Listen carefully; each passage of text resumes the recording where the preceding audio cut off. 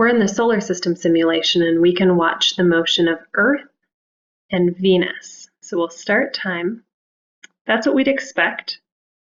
You see Venus is moving around. What happens when we zoom down to the surface of Earth?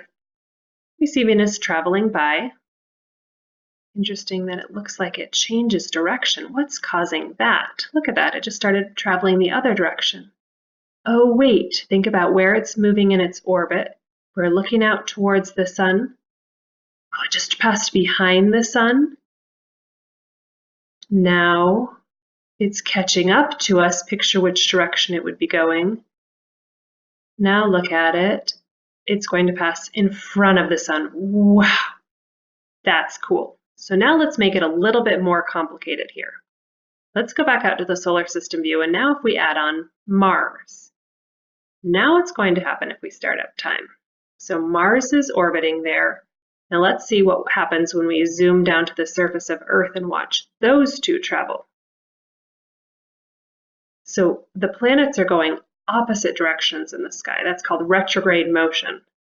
Isn't that crazy? Look, they're going towards each other.